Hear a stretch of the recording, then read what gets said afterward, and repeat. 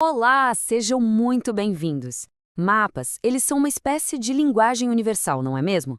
Uma ferramenta que a gente usa para dar sentido ao nosso mundo, para navegar de um ponto ao outro e, no fim, para entender o nosso lugar nele. Agora, uma pergunta rápida. Como é que se lê um mapa? Provavelmente a primeira coisa que vem à mente são as linhas, as cores, os símbolos. A gente bate o olho e capta tudo de uma vez. Mas, e se não fosse possível enxergar? Para milhões de pessoas com deficiência visual, um mapa comum não é uma ferramenta, é, na verdade, uma barreira invisível. Então, fica a questão: como é que se representa o mundo para quem não pode vê-lo? Pois é, a resposta está numa solução que é ao mesmo tempo elegante e muito poderosa: a cartografia tátil. Vamos mergulhar em como ela funciona. Bom, a cartografia tátil é basicamente um campo da ciência focado em criar mapas que podem ser lidos pelo toque. Pense nela como uma ponte, que traduz informações do espaço de uma linguagem visual para uma linguagem que se sente, tornando o mundo navegável para todo mundo. E o que é realmente fascinante aqui é a diferença na forma como o cérebro processa a informação. A leitura visual é o que chamam de sintética. A gente olha e, pronto, vê o mapa inteiro de uma vez, como uma fotografia. Já a leitura tátil, ela é analítica. A imagem mental é construída aos poucos, pedacinho por pedacinho, sabe? De forma sequencial. É como montar um quebra-cabeça dentro da própria mente. E essa ideia, olha, não é de hoje não. Essa jornada começou lá nos anos 70, com os primeiros rascunhos, os primeiros conceitos. Aí, nos anos 90, pioneiros como a professora Vasconcelos, aqui no Brasil, ajudaram a criar as metodologias. E a partir dos anos 2000, bom, aí a tecnologia, como a impressão 3D, simplesmente revolucionou tudo, permitindo criar mapas com um nível de detalhe e acesso que antes era impensável. Então tá, mas como exatamente se projeta um mapa por toque? Não é só sair colocando texturas numa superfície não, hein? Existe toda uma ciência e até uma arte por trás disso. E a regra número 1, a mais importante de todas, é esta: simplicidade. Um mapa tátil lotado de informações vira só um ruído. Fica impossível de decifrar. O ponto central é a clareza. Às vezes, é muito, mas muito mais eficaz ter uma coleção de mapas simples do que um único mapa super complexo. Esses princípios todos se apoiam em 4 pilares. O primeiro, como a gente viu, é simplificar, focar só no que é essencial. O segundo é usar símbolos claros, fáceis de distinguir. O terceiro é combinar o tátil com o visual, para incluir também as pessoas com baixa visão. E claro, por último, a integração do braille é indispensável para os títulos e as legendas.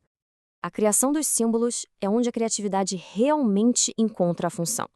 Contrastes de cores fortes, tipo preto e amarelo, ajudam muito quem tem baixa visão. Texturas bem diferentes, uma lisa do lado de uma áspera, por exemplo, criam um verdadeiro vocabulário tátil. Usar diferentes alturas de relevo ajuda a destacar o que é mais importante. E, claro, a orientação. Isso é fundamental. A escolha do material também é um ponto super crítico. Primeiro, eles precisam ser duradouros, né? Para aguentar o manuseio constante em escolas, bibliotecas. E o mais importante, precisam ser seguros. Texturas ásperas podem acabar machucando a ponta dos dedos, que são super sensíveis e essenciais para a leitura em braille. Certo.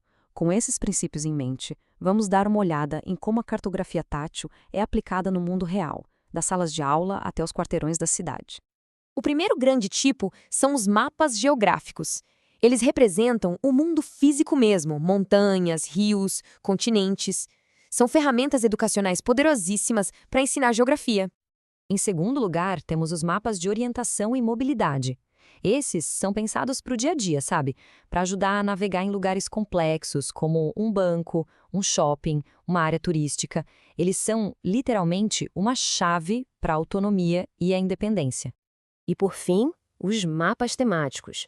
Esses vão além da geografia física para visualizar dados, conceitos abstratos. Pense em zonas climáticas, densidade populacional. Isso mostra de um jeito brilhante como o toque pode ser usado para entender ideias bem complexas. Na educação, o impacto é profundo. Com ferramentas como essa, os estudantes com deficiência visual deixam de ser só espectadores passivos e se tornam os protagonistas do próprio aprendizado. Eles interagem, eles constroem o conhecimento. E para garantir que esses mapas de orientação funcionem de verdade, existem padrões. Aqui no Brasil, a norma é a NBR 9050. Ela estabelece as diretrizes de acessibilidade. Isso garante que um mapa tátil num shopping de uma cidade seja consistente com o mapa de outra, criando uma linguagem universal de navegação. E tudo isso nos leva à nossa conclusão. Porque o design de mapas táteis, no fundo, nos ensina uma lição muito maior sobre design. Um design para todo mundo. Existe um princípio chamado desenho universal para a aprendizagem. A ideia é a seguinte: recursos criados para estudantes com necessidades específicas acabam, invariavelmente, enriquecendo a experiência de todos. Um mapa tátil na sala de aula não ajuda só quem tem deficiência visual.